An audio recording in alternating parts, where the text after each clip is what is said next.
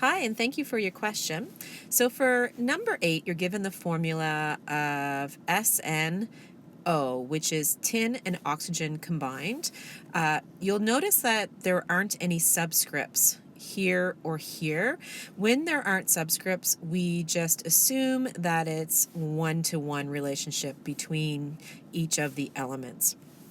Now, whenever you're given a formula and you need to translate that into the name of the compound, what you're going to do is you're going to take the subscripts and you are going to cross them over and bring them up. That then becomes the charges on each element. And the reason why you need to know the charges for this one is that tin, Sn, is a transition metal, and transition metals have transient charges. So it all depends on, depending on what it pairs with or bonds with, will decide what charge it has. So right now, when we cross and bring up these subscripts, it's looking like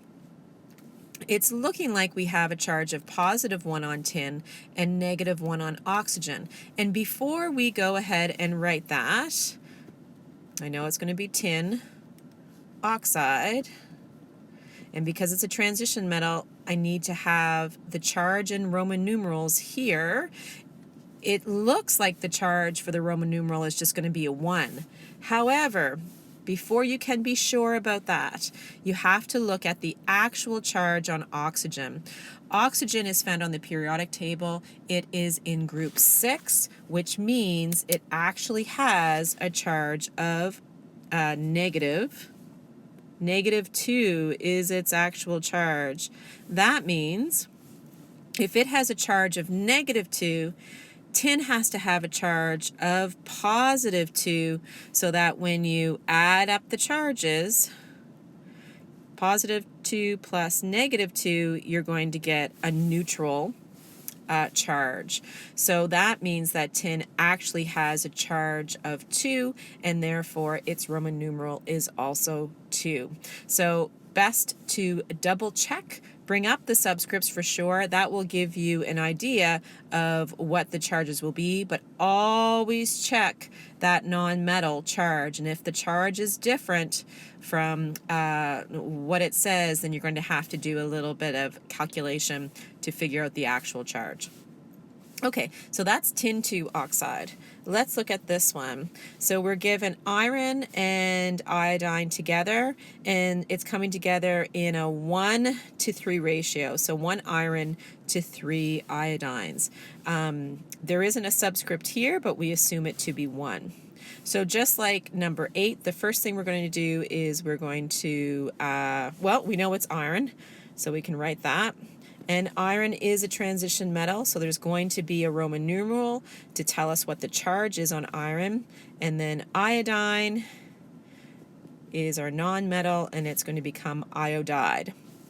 To figure out the charges, we're going to cross over our subscripts.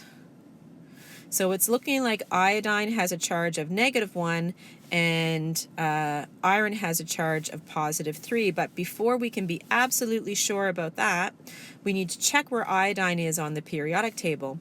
And iodine is found in the 7th group, which means it has a charge of -1.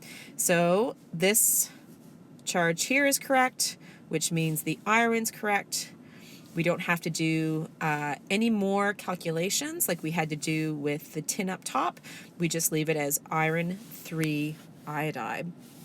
So step 1 is to always bring the subscripts to cross over and bring up as your charges.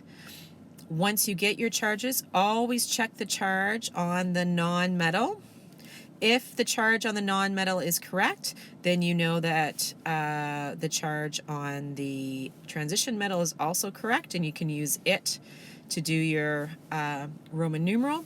If the charge is incorrect, then you are going to have to figure out what the new charge is going to be on the transition metal, and they have to equal out to be 0.